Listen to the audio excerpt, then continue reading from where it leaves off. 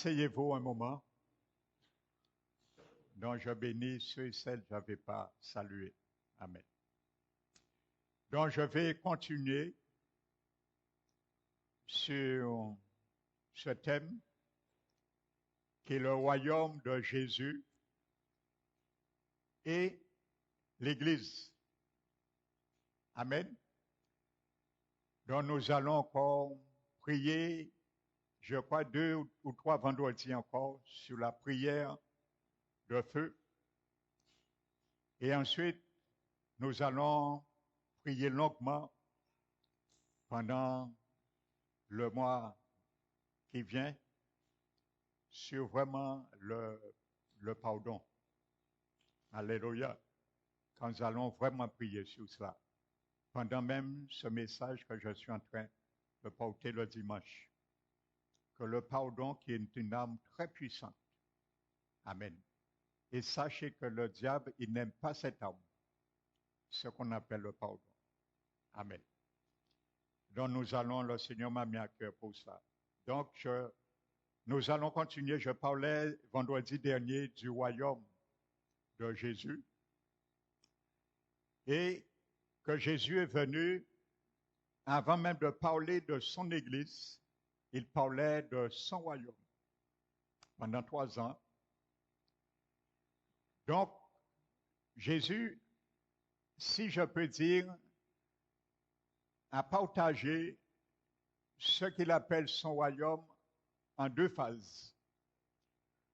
La première phase était démontrer la souveraineté de son royaume. Amen.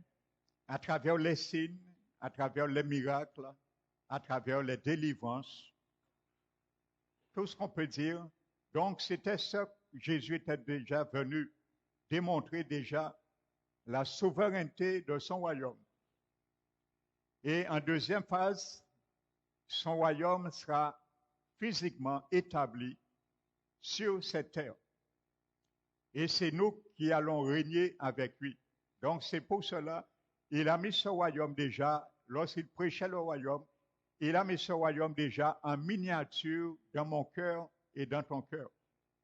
Amen. Et il le disait lui-même. Le royaume de Dieu est en vous. Amen. Donc, c'est ça que nous allons continuer à voir. Amen. Notez Matthieu 9, verset 35. La Bible dit que Jésus parcourait toutes les villes, les villages, il enseignait dans les synagogues, prêchait l'évangile du royaume et guérissait toute maladie, toute infirmité. C'est pour cela il représentait, tout cela était accompagné et démontrait qu'est-ce que le royaume de Dieu. Amen. La guérison, les miracles, la délivrance. Donc, il voulait nous démontrer, nous, aujourd'hui, nous devons démontrer, en tant qu'Église chrétienne, enfants du royaume, que Jésus guérit encore. Jésus fait des miracles encore et que Jésus délivre. Amen. Donc, il démontrait, comme je le dis, sa souveraineté. En Matthieu 10, verset 7 également, il dit ceci, en chemin prêchez que le royaume des cieux est proche. Amen. Donc il a dit, la Bible parole vivante dit, sur les chemins annoncés, le royaume des cieux est tout près de vous. La traduction œcuménique de la Bible formule ce verset ainsi, en chemin proclamé que le règne des cieux s'est approché. Amen. Vous voyez bien. Le règne des cieux s'est approché. Amen. Donc ce n'est plus aux cieux, mais c'est sur la terre, en nous aujourd'hui. Amen. Donc Christ fit ses déclarations il y a 2000 ans à peu près. Donc, il ne parlait pas de l'avenir, premièrement, mais il parlait du présent pour projeter sur l'avenir. Amen. Donc, il voulait inculquer les chrétiens déjà la mentalité du royaume, d'un citoyen, la mentalité d'un citoyen du royaume de Dieu. Amen. Et tu es ce citoyen, je suis ce citoyen. Amen. dont l'image d'un royaume qui s'étend et prospère sur la terre est renforcée par le mot que choisit Jésus pour désigner son Église maintenant. Maintenant, Jésus va parler juste avant son ascension de son Église. Il a bien démontré qu'est-ce que son royaume. Amen. Lorsqu'on l'a accusé de chasser un démon dans le corps d'un jeune homme, on lui a dit qu'il chasse ce démon sous le nom de Belzébu. Belzébu qui veut dire en hébreu Seigneur des mouches. Et c'est une connotation du diable. Parce que Seigneur des mouches, les mouches, ce sont les démons. Et Satan, c'est le Seigneur des démons. Donc Belzébu veut dire en hébreu Seigneur des mouches. Amen. Parce que les mouches, d'une façon ou d'une autre, infectent. Ainsi de suite. Donc il a dit que si moi, je chasse Satan et je délivre, c'est que le royaume de Dieu est approché et au milieu de vous. Donc il démontrait qu'est-ce qu'il entendait du royaume de Dieu. Amen. Il démontrait que le royaume de Dieu, il est venu le manifester. Et c'est pour cela, nous chrétiens, nous devons continuer à manifester qu'est-ce que le royaume de Jésus. Malheureusement, vous savez, il y a des églises qui ne croient pas au miracle aujourd'hui. Je ne vais pas nommer leur nom. Et j'en ai fait partie dans le passé de ces églises. Mais gloire soit rendue à Jésus qui m'a arraché de ces églises et me permet aujourd'hui de prier en son nom, de guérir des malades et de délivrer. Amen.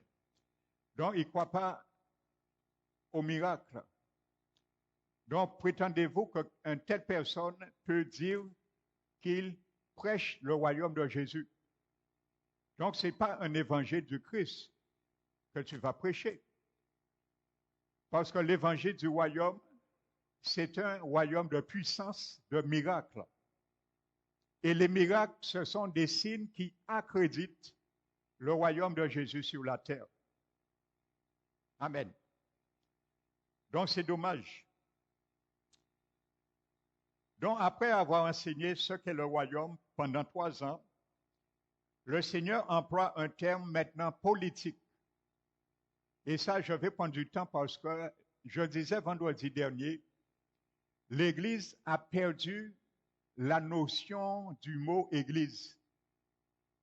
Et vous allez voir le mot Église, ou du moins le mot grec que Jésus a employé et qui est venu par la suite francisé en Église, n'était pas un mot premièrement religieux, c'était un mot politique.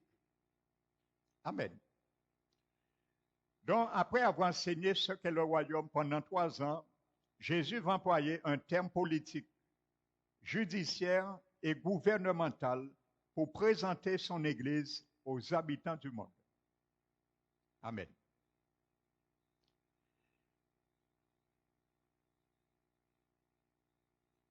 Et ce mot que Jésus va utiliser pour Église reflète bien cela. Il s'agit du mot ecclésia. Amen. Donc le mot ecclésia, il est traduit 113 fois par Église dans le Nouveau Testament. Amen. Donc il est traduit 113 fois par Église dans le Nouveau Testament. Mais c'est le mot ecclésia que Jésus a employé. Amen. Jésus, les disciples et les apôtres employèrent ecclésia pour désigner l'Église également. Donc, je disais, ce n'est pas un terme religieux. Ce n'est même pas un mot sacré. Et dans la Bible, il ne se rapporte jamais à un bâtiment ou à un lieu de culte précis. Amen. Donc, certes, c'est devenu, je vais vous le montrer à partir de 1554, mais l'Église elle-même n'est pas un bâtiment. Certes, aujourd'hui, nous disons, nous allons à l'Église. Nous appelons le bâtiment Église, et il n'y a rien de mal de ça, parce que c'est une réalité. Mais en réalité, l'Église se trouve à l'intérieur du bâtiment. Ça veut dire que ce bâtiment n'est pas l'église, mais l'église se trouve à l'intérieur du bâtiment. Et l'église, c'est toi et moi. C'est ça l'église. Amen. Donc lorsqu'on dit nous allons à l'église, on sait de quoi on parle. Mais en réalité, le bâtiment n'est pas l'église. Le bâtiment, c'est le temple. Amen. Et à l'intérieur du bâtiment se trouve l'église. Il faut bien comprendre cela. Amen.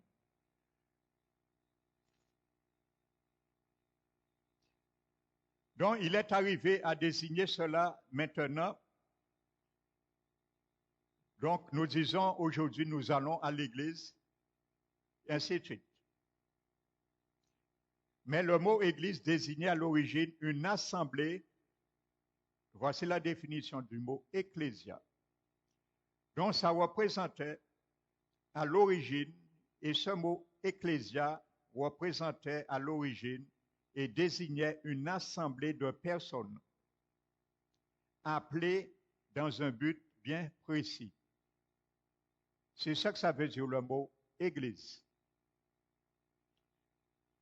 Ça désignait une assemblée de personnes comme aujourd'hui dans toutes les églises. C'est une assemblée, une communauté de personnes. Mais ces personnes sont appelées dans un but bien précis. Et aujourd'hui, nous avons tendance à perdre ce but, oublier ce but. Et je déplore, et je crois le Seigneur, premièrement, déplore les chrétiens qui n'ont pas d'église. Et je dirais même c'est très dangereux pour eux. Amen. Certes, ce but est en partie de rendre un culte, en partie d'enseigner et en partie de faire des disciples. Mais ce n'est pas tout. Le lieu de rassemblement n'a pas d'importance. Amen.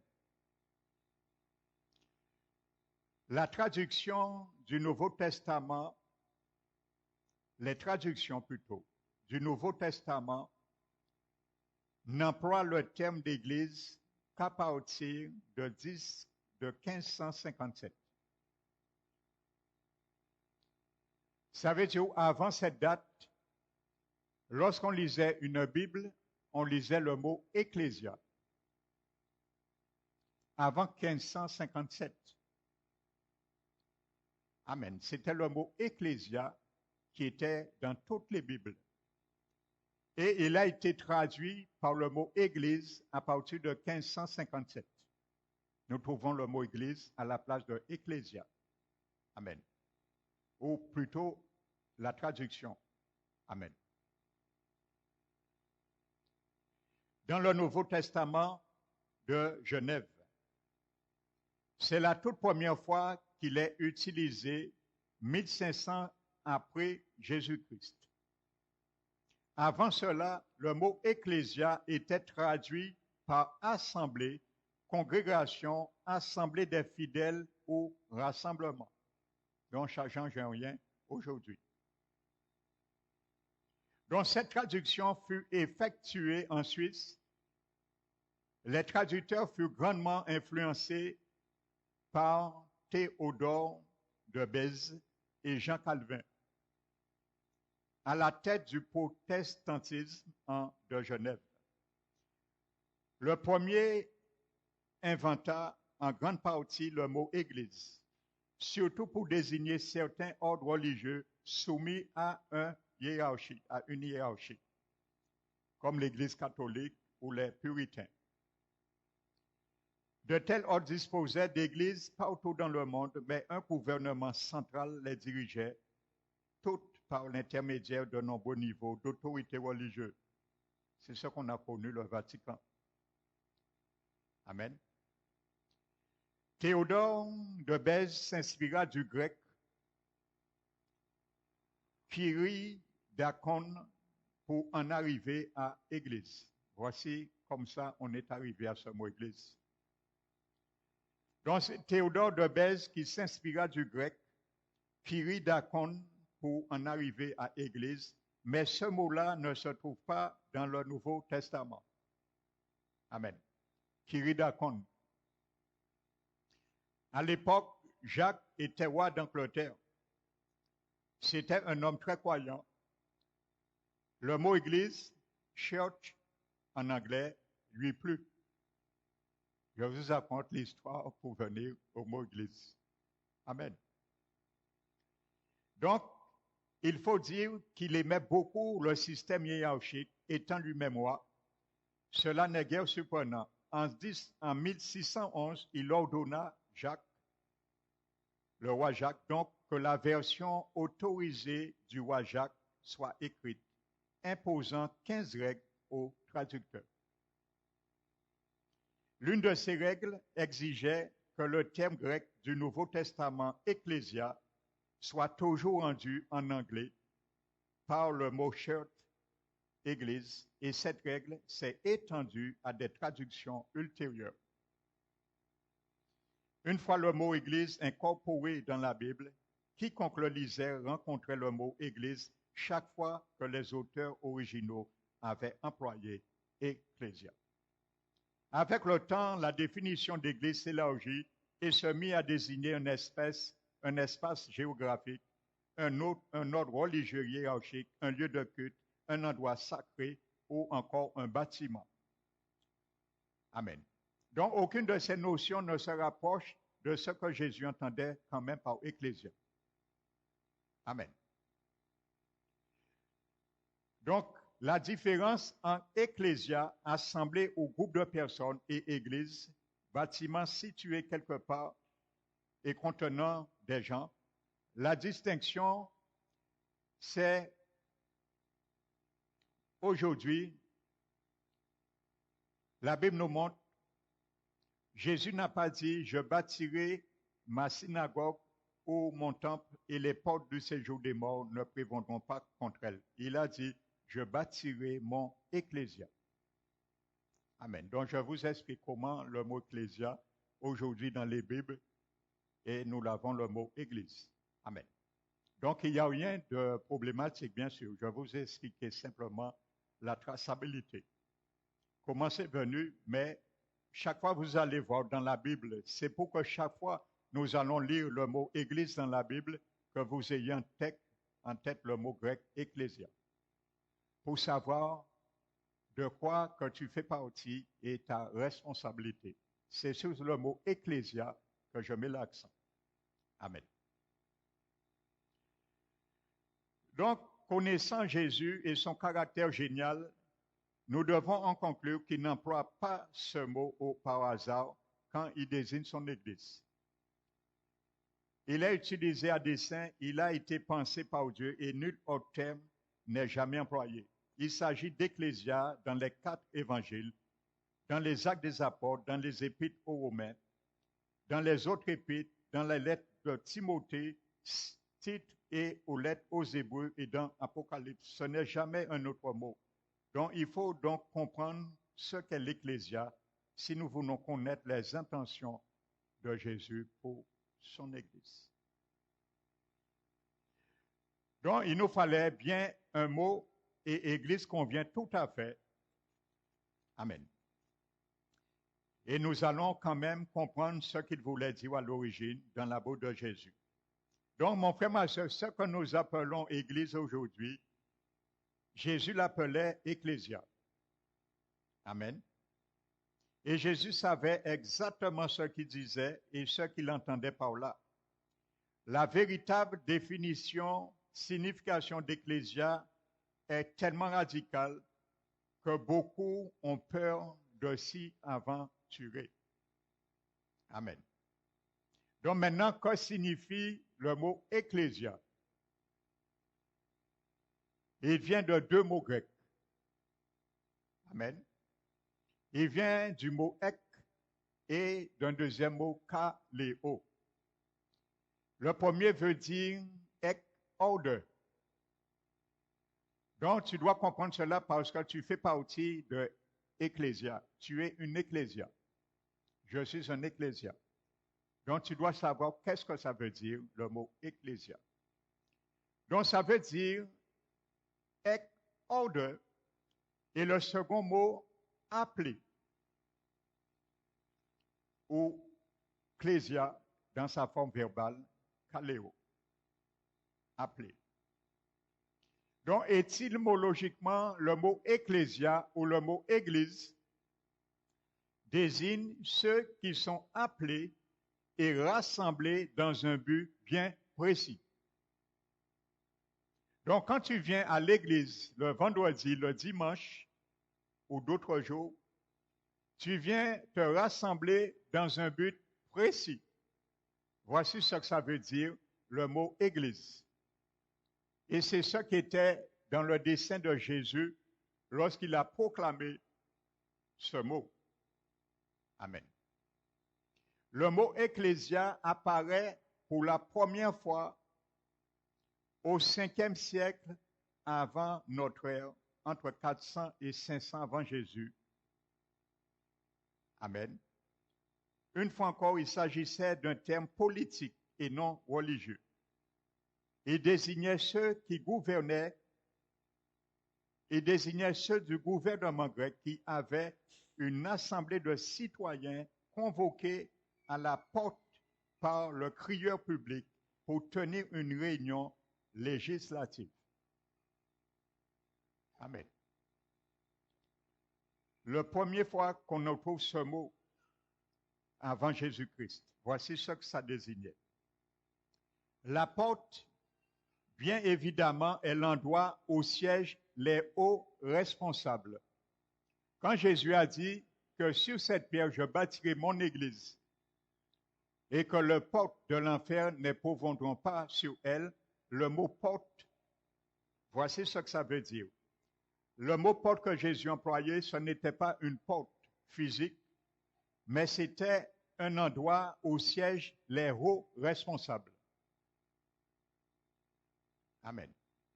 Ça veut dire les hauts responsables du royaume du diable de l'enfer ne va pas prévaloir sur le royaume, l'église de Jésus, sur son ecclésia. C'est ce que Jésus voulait dire. Lorsqu'il employait le mot porte de l'enfer, ne prévendons pas contre son ecclésia. Amen. Donc ça veut dire, quand tu viens à l'église, il y a des hauts personnages responsables dans le quartier du diable que tu dois combattre. Parce que Jésus t'a dit, ils ne doivent pas prévaloir leurs décrets sur les décrets de l'Église, les décrets que tu dois proclamer dans la prière. Amen. Il faut que nous sachions qui nous sommes en Jésus-Christ, frères et sœurs. Trop de chrétiens oublient et négligent leur mandat que Jésus nous a donné. Amen. C'est nous, par le mandat de Jésus, par son ecclésia, nous devons restreindre les plans de l'ennemi. Nous avons restreint les plans gouvernementaux, démoniaques du gouvernement en place, mis en place de nos vivants. Amen.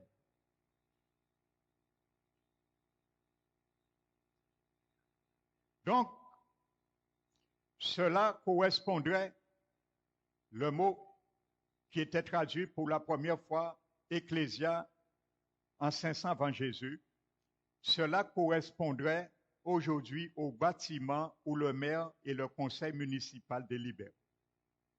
Si je compare ce mot avec notre système, c'est l'endroit d'où le gouverneur, le Sénat et la Chambre des représentants gouvernent.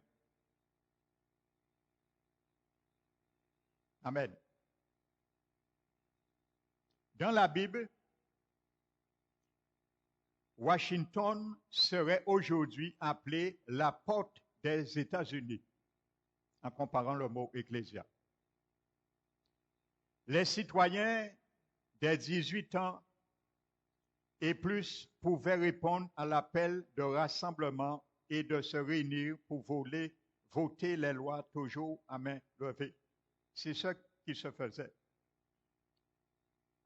Amen. Dans le dictionnaire de la théologie, du Nouveau Testament, Colin Brown, écrit ceci. Amen. L'auteur de ce dictionnaire de la théologie du Nouveau Testament. C'est un dictionnaire biblique, bien sûr. Colin Brown, voici ce qu'il dit. Il dit, dans l'Antiquité, ecclésia signifiait l'assemblée populaire de tous les citoyens aptes d'une cité. Celle-ci se réunissait à intervalles réguliers, mais pouvait aussi être convoquée rapidement en cas d'urgence. L'ecclésia avait divers champs de compétences. Et ça s'adresse à toi et à moi, l'Église. Voici les divers champs de compétences. Le mot ecclésia. C'est pour bien comprendre, frères et sœurs, j'insiste sur cela.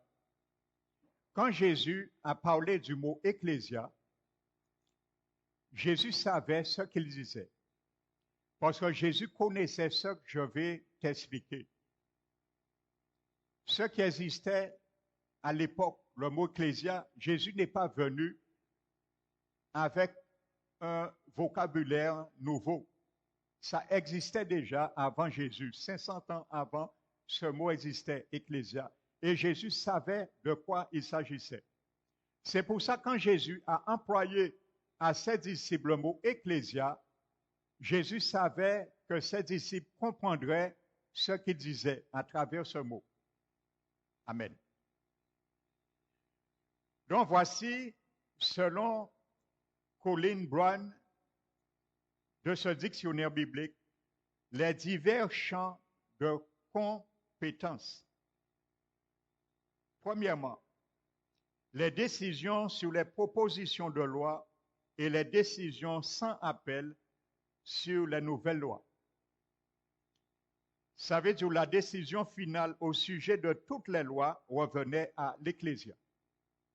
C'est un parlement, comme un Sénat. Donc, n'allons pas imaginer que Jésus ne savait pas ce qu'il disait. Jésus disait par là, entre autres, que c'est mon Église qui doit décider sur la terre ce qui doit être voté en faveur de la nation ou en faveur de l'Église ou pas. Amen. Jésus voulait dire, mon Église aura le dernier mot concernant les lois de la nation et de la région.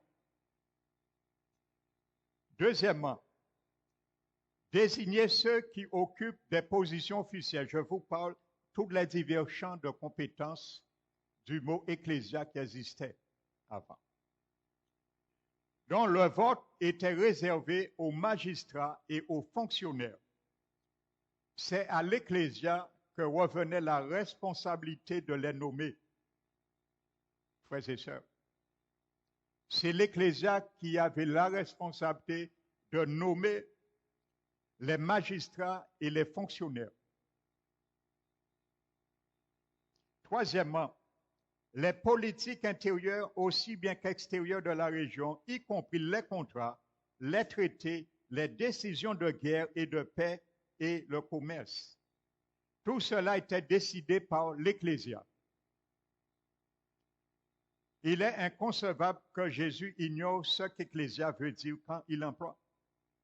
Il comprenait très bien ce mot-là. Amen. Quatrièmement, l'Ecclésia tranchait en cas de trahison.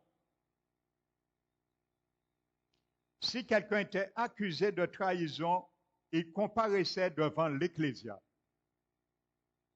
Vous voyez, c'était un parlement, frères et sœurs. Donc l'Église du Seigneur est un parlement. C'est nous qui devons décider, frères et sœurs, ce que le diable doit faire ou ne pas faire. Tu es un parti du parlement. Tu es un ecclésia, mon frère, ma sœur. Comprenez aujourd'hui. C'est pour ça que Jésus nous a donné l'autorité de lier, de délier, de décider. Amen. C'était elle qui décidait par le vote de sa culpabilité ou de son innocence. Lorsque quelqu'un était accusé de trahison, l'Ecclésia qui décidait. Cinquièmement, Elle pouvait décider de lever l'armée pour la guerre. L'Ecclésia commandait les forces armées, ce qui, à n'en pas douter, représente un grand pouvoir. Sixièmement, l'Ecclésia décidait de la localisation géographique ou du territoire attribué aux bâtiments et aux événements sociétaux et culturels. Jésus a dit, mon ecclésia devra décider des normes culturelles de la région. Il savait bien ce qu'il disait. Et septièmement, l'ecclésia désignait par un vote à main levée ceux qui siégeraient à l'Aréopage. L'Aréopage, c'est le tribunal d'Athènes, parce que la Bible en parle. Donc sachez que l'Aréopage, c'est le tribunal d'Athènes. Comme le Sanhédrin était le tribunal juif, qui était constitué par 71 hommes, et le président de ce tribunal était un souverain sacrificateur. À l'époque de Jésus, c'était Caïphe. Il était président du Sanhédrin qui a jugé Jésus. Jésus est passé, n'oubliez pas, par deux tribunaux. Jésus a été jugé par un tribunal religieux, le Sanhédrin, et Jésus a été jugé par un deuxième tribunal, le tribunal civil.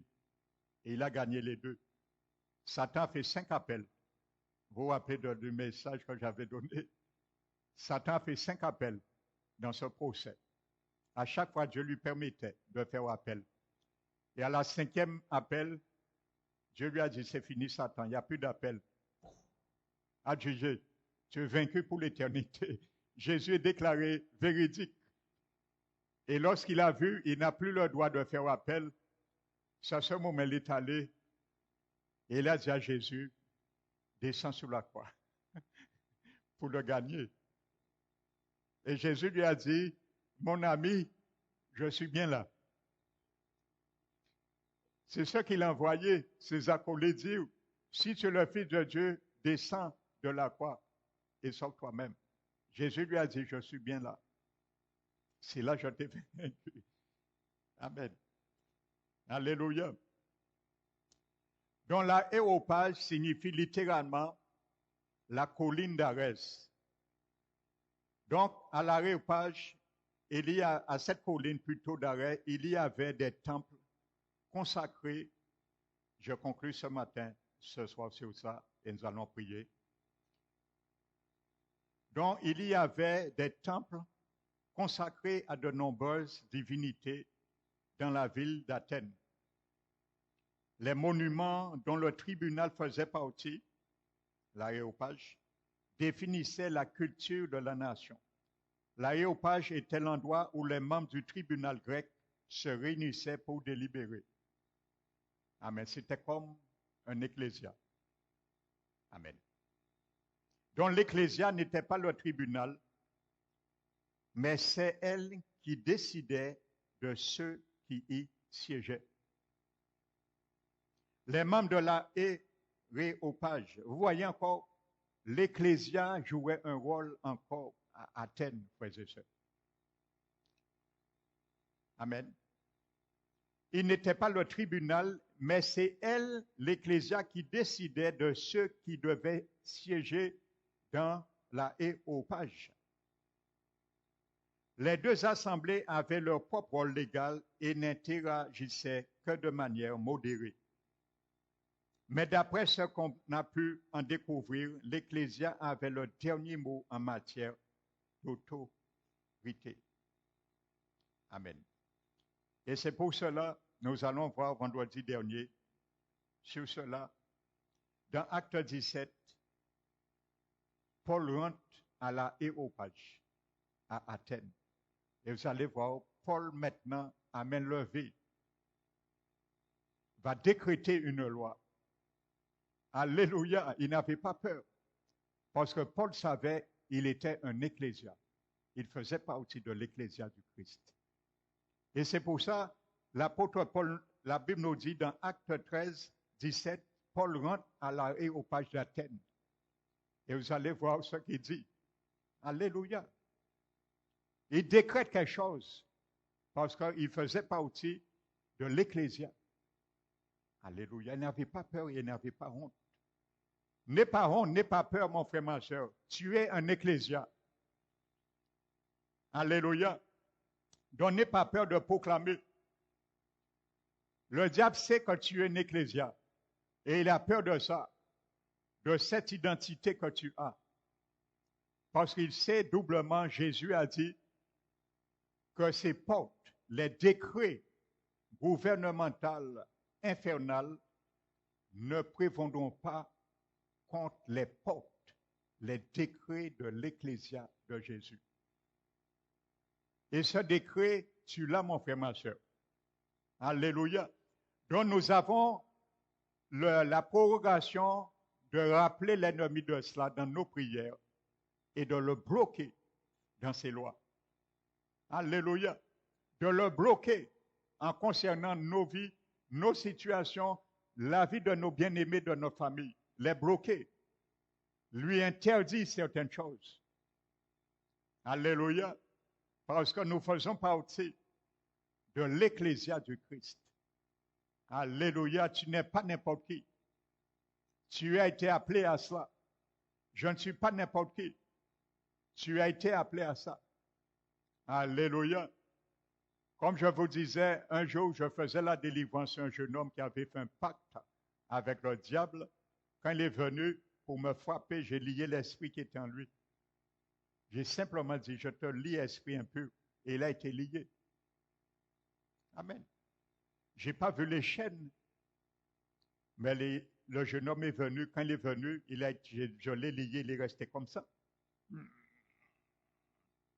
Il a été lié, le démon qui est en lui. Alléluia. Parce que je savais qui j'étais en Jésus-Christ. Alléluia. Je fais partie de l'Ecclésia. J'ai le droit de lier les démons. Alléluia. J'ai opté ce droit en ma faveur. Parce que je fais partie de l'Ecclésia. Il m'a donné autorité de lier les démons. Alors j'ai lié ce démon. Il a été lié. Et il m'a donné autorité aussi de chasser les démons. Et j'ai chassé le démon après, en lui, quand j'ai parlé à le jeune homme. J'ai chassé l'esprit, il a été délivré. Alléluia, voici ton autorité. Voici mon autorité, mon frère, ma soeur. Saisis-le aujourd'hui. Tu es un ecclésia. Chaque fois que tu vas lire dans l'église, dans la Bible, le mot église, rappelle-toi, le grec c'est ecclésia. Ek, ordre. Et kaléo, appelé à être ordre. Alléluia. Donc nous allons nous mettre debout et nous allons programmer encore cette prière de feu. Alléluia. Amen. Amen. Nous allons proclamer cette prière de feu. Alléluia. Ça a déjà brûlé dans beaucoup d'endroits, dans le monde invisible. Nous n'avons pas fini de brûler, d'envoyer le feu. Alléluia. Donc nous allons mettre debout, nous allons fermer les yeux, prier avec assurance. Alléluia. Père éternel, nous t'élevons, nous te magnifions. Tu as dit dans ta parole que toute plante que n'a pas planté mon Père céleste sera déracinée. Alors c'est pour cela, Seigneur Jésus, que le feu du Saint-Esprit puisse entourer ce lieu totalement. Au nom de Jésus, Seigneur Jésus, je déclare que tout péché dans ma vie qui ne permet pas ton feu de pénétrer la racine de ma vie, je te prie, Seigneur, de ne pardonner de cela. Père éternel, envoie ton feu à la racine de ma vie pour brûler tout dépôt démoniaque au nom de Jésus, que ce soit sur ma vie, mais sur la vie de mes enfants, petits-enfants et chaque membre de ma famille. Je déclare toutes les bonnes choses de ma vie qui sont renfermées dans les banques sataniques, soyez relâchés. Maintenant, au nom de Jésus, je proclame toutes les bonnes choses dans la vie de mes enfants, petits-enfants, membres de ma famille qui sont renfermés dans les banques sataniques, soient relâchés maintenant au nom de Jésus. Seigneur Jésus, que ton feu descende jusqu'à la racine de notre vie et que ce mur devant moi, devant nous, disparaisse au nom de Jésus. Je déclare toute ordination de mal sur ma vie ne prospérera pas au nom de Jésus. J'ordonne que toute ordination de mal sur la vie de chaque membre de ma famille ne prospérera pas au nom de Jésus. Que la hache de feu du Saint-Esprit déracine tout mauvais arbre dans ma vie, dans la vie de mes enfants, de mes petits-enfants, de chaque membre de ma famille. Au nom de Jésus, tout mauvais fermier en train de planter des choses contre ma vie, soyez tourmentés jusqu'à la soumission au nom de Jésus. Toute mauvaise plantation à l'origine de mon problème soit jetée dans le feu au nom de Jésus. Toute mauvaise plantation à l'origine des problèmes de membres de ma famille, enfants, petits-enfants, soit jetée dans le feu au nom de Jésus. J'invoque la destruction des projets méchants dans le camp de mes adversaires au nom de Jésus. J'invoque la destruction dans toute mauvaise plantation au nom de Jésus. Les poisons de l'ennemi, quittez ma tête maintenant au nom de Jésus. Que toute servitude culturelle, démoniaque soit brisée au nom de Jésus. Je mets en dérision tout mauvais conseiller contre moi au nom de Jésus. Je déclare que tout adversaire de mon âme tombe par son propre conseil maintenant au nom de Jésus. Je déclare que tout ennemi tombe dans la force qu'ils ont causée pour moi au nom de Jésus. Que le tonnerre, le feu et l'éclair du Seigneur Jésus dispersent toutes les forces de l'ennemi au nom de Jésus. Que le tonnerre, le feu et l'éclair du Seigneur Jésus dispersent toutes les forces de l'ennemi contre la vie de mes enfants, petits-enfants, chaque membre de ma famille, au nom de Jésus. Seigneur Jésus, envoie ton ange pour semer la terreur et la panique dans le cœur de tout malfaiteur qui se rassemble contre moi, au nom de Jésus. Que tous ceux qui mangent la chair et boivent le sang démoniaque chancellent et tombent sur ton jugement au nom de Jésus. Ô Seigneur Jésus, que tu divises les langues de l'ennemi qui a, au nom de Jésus, les montagnes devant moi. Je vous mets en pièces au nom de Jésus. Tout arbre funeste poussant dans n'importe quel département de ma vie soit déraciné au nom de Jésus. Que toute malédiction de la fondation soit déracinée au nom de Jésus. Tout mauvais arbre que le Père n'a pas planté dans ma vie, dans la vie de chaque membre de ma famille, soit déraciné au nom de Jésus. Vous les mauvais arbres, soyez jetés dans le feu au nom de Jésus. Au nom de Jésus, je reçois ma guérison sur le plan physique, sur le plan spirituel, sur le plan matériel. Au nom de Jésus, que mes enfants petits-enfants, membres de ma famille, reçoivent la guérison sur le plan physique, sur le plan spirituel, sur le plan matériel. Au nom de Jésus, Seigneur Jésus, relâche ton huile de joie sur ma vie. Au nom de Jésus, je te remercie, Père, pour toutes ces choses. Au nom de Jésus, je brise tout mauvais alliance multiple dès mon jour de naissance jusqu'à maintenant. Au nom de Jésus, toute porte par laquelle de mauvaises alliances multiples manifestent dans ma vie soit fermée maintenant. Au nom de Jésus, tout propriétaire de mauvais fardeaux dans ma vie, à travers les alliances multiples, emporte ton fardeau maintenant. Maintenant, au nom de Jésus, je commande la restauration de mes bénédictions, ma bonté et ma prospérité. Au nom de Jésus, je commande la restauration des bénédictions, de la bonté et de la prospérité de mes enfants, petits-enfants, chaque membre de ma famille.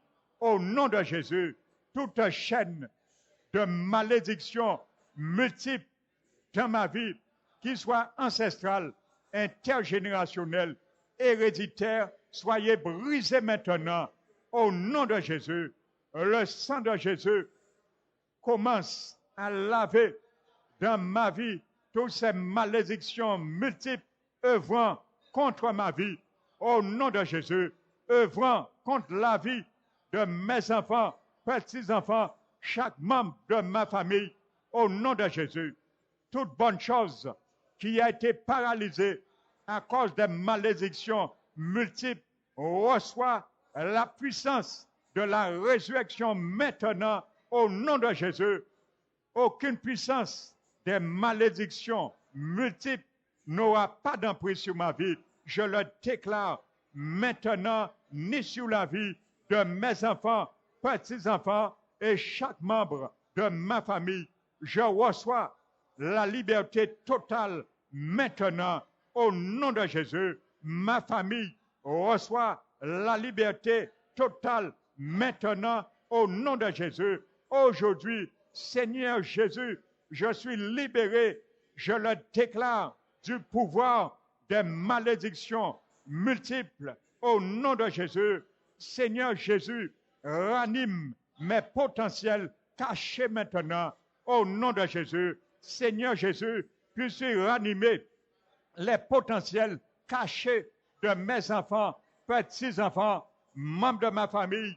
Esprit Saint, puisses-tu localiser mes potentiels cachés, les potentiels cachés de mes enfants, petits-enfants, au nom de Jésus. Père éternel, puisses-tu déraciner tous mes potentiels enterrés au nom de Jésus, tous mes potentiels enterrés par les sirènes des eaux, par les sirènes des eaux qui enterrent les potentiels de mes enfants, petits-enfants, soient déracinés au nom de Jésus. Père éternel, que mes potentiels cachés commencent à se manifester maintenant au nom de Jésus. Que les potentiels cachés de mes enfants, petits-enfants, commencent à se manifester maintenant. Au nom de Jésus, Esprit de Dieu, que ton feu donne de l'énergie à mes potentiels maintenant. Au nom de Jésus, puissance, toi qui as changé mon destin, deviens aveugle maintenant et rentre en servitude. Au nom de Jésus, toi puissance démoniaque qui a changé le dessein de mes enfants, petits-enfants, mes bien-aimés dans ma famille, deviens aveugle et entre en servitude maintenant. Au nom de Jésus, toutes les puissances de Pharaon, de Goliath et Hérode dans ma vie soient vidées et réduites à néant. Au nom de Jésus, toutes les puissances de Pharaon, Goliath et Hérode dans la vie de mes enfants soient vidées et réduites au néant. Au nom de Jésus, Seigneur Jésus, ouvre mes yeux spirituel, ouvre les yeux spirituels de mes bien-aimés dans ma famille, mes enfants, petits-enfants, afin que nous puissions reconnaître notre position en toi. Au nom de Jésus, Seigneur Jésus, puisses-tu nous restaurer à ta volonté parfaite. Au nom de Jésus, je proclame que la volonté de Dieu pour ma vie commence à se réaliser maintenant dans sa plénitude. Au nom de Jésus, je proclame que la volonté de Dieu dans la vie de mes enfants, petits-enfants, commence à se réaliser maintenant dans toute sa plénitude. Au nom de Jésus, je résiste à tout esprit de l'échec et de la défaite. Au nom de Jésus, je résiste à tout esprit de l'échec et de la défaite dans la vie de mes enfants, petits-enfants, dans la vie de chaque membre de ma famille. Au nom de Jésus, je rejette tout esprit d'erreur dans tous les domaines de ma vie, dans la vie de mes enfants, petits-enfants, membres de ma famille. Au nom de Jésus, je commande toute puissance qui est en train d'organiser la dévotion pour moi d'être frustré maintenant. Au nom de Jésus, je reçois l'onction pour la promotion spirituelle. Je le déclare au nom de Jésus que mes enfants, petits-enfants reçoivent maintenant l'onction pour la promotion spirituelle. Au nom de Jésus, Père éternel, livre entre mes mains les puissances qui faisaient des mauvaises décisions et proclamations contre ma vie. Puis-tu me les livrer entre mes mains, les livrer entre les mains de mes enfants, petits-enfants. Au nom de Jésus, je commande la terre de se lever contre toutes les puissances qui prenaient des mauvaises décisions et prononçaient de mauvais jugements contre ma vie. Au nom de Jésus, je réduis à néant tous leurs mauvais conseils et jugements sur ma vie et sur ma famille. Au nom de Jésus, Père éternel, rends parfait des bonnes œuvres dans ma vie aujourd'hui par la puissance de ton nom.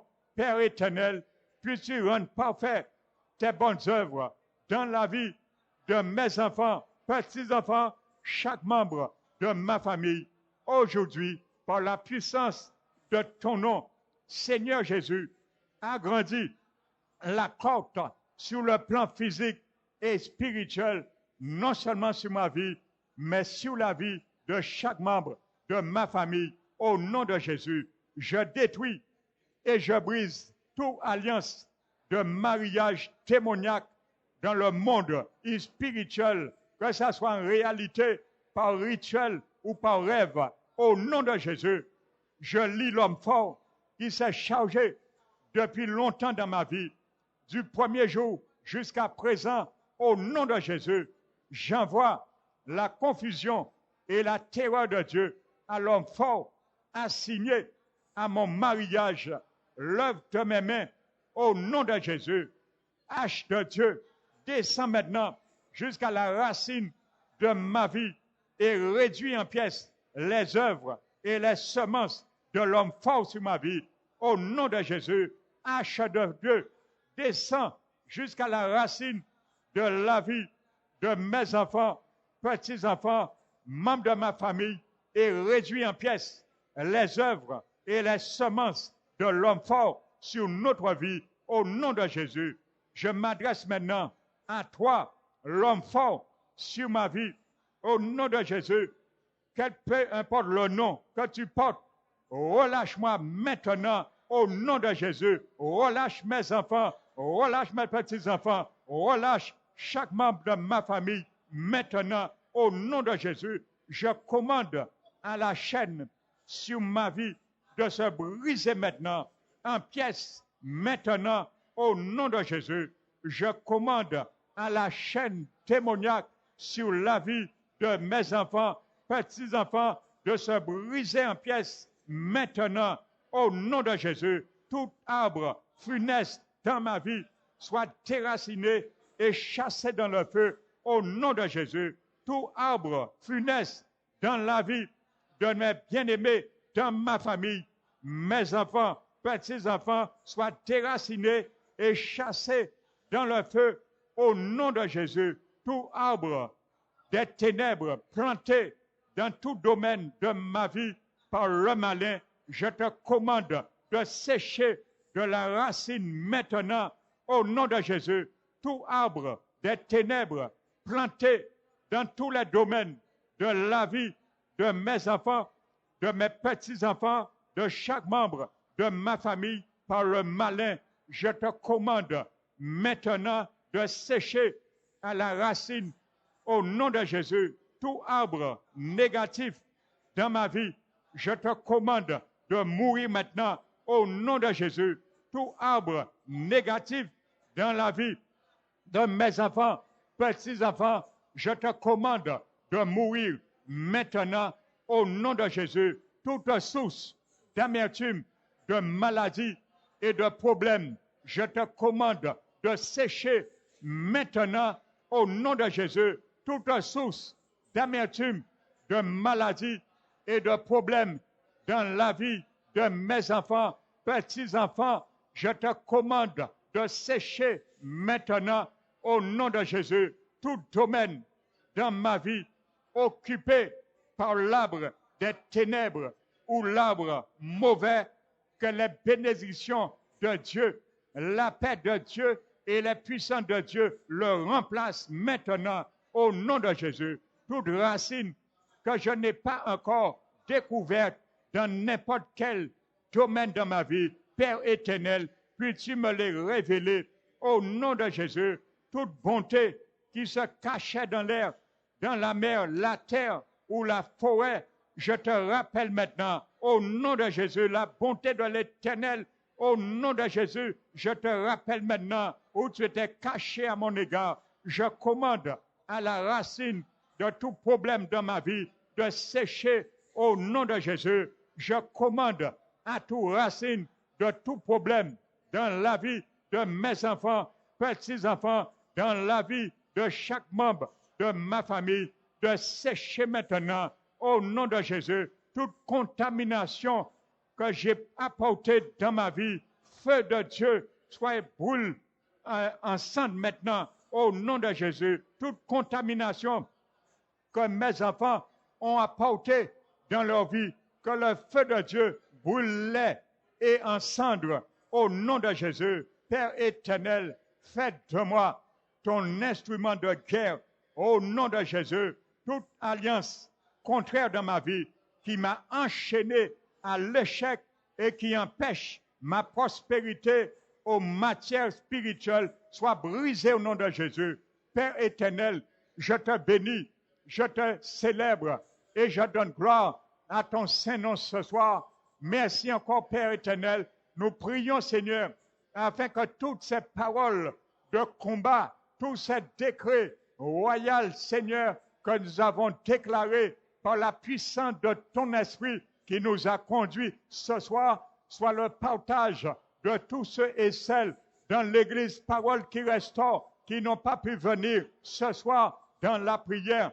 Que tu puisses, Seigneur, également agir, Seigneur, que ces paroles puissent aussi parcourir, Père éternel, la Guadeloupe, mais dans chaque territoire, à l'extérieur également, où se trouve un membre de notre famille ou un membre de la famille divine, parole qui restaure, que tu puisses, Seigneur, permettre aussi ces paroles, ce combat, ce feu de parcourir et de toucher les cibles, afin qu'ils soient également bénéficiaires aussi, Père éternel, afin qu'ils fassent bon usage aussi à cette victoire et ce décret déclaré ce soir. Nous t'élevons, nous te magnifions, Seigneur Jésus, nous te remercions et nous te disons, Seigneur, que tes anges, Seigneur, continuent à s'entourer la Guadeloupe, Père éternel, car nous savons qu'il y a une fête, Père éternel, que le monde va rentrer bientôt, Seigneur, dans la fête d'Halloween, Père éternel, et qui va insister des esprits impurs de rentrer dans ce pays. Alors, Père éternel, nous te demandons que tu puisses mettre déjà en dépêche, Seigneur, tes anges guerriers à entourer la Guadeloupe afin de extirper et de retourner tous ces esprits démoniaques qui viennent ramener des sciences occultes, ésotériques, des religions diaboliques, afin que le peuple ne puisse point s'entrelacer leur âme avec ces choses, Père éternel. Alors, nous prions, Seigneur, et nous les combattons, Père éternel, tous les autels qui sont déjà favorables à attirer ces esprits en Guadeloupe, que ce soit que ton feu descende et consume tous les sacrifices animaux, Père éternel, à travers ces autels. Tu connais leur nom, que ces animaux ne puissent prévaloir et que ces sacrifices deviennent caducs, obsolètes, vaines. Nous réduisions tout, Père éternel, prêtre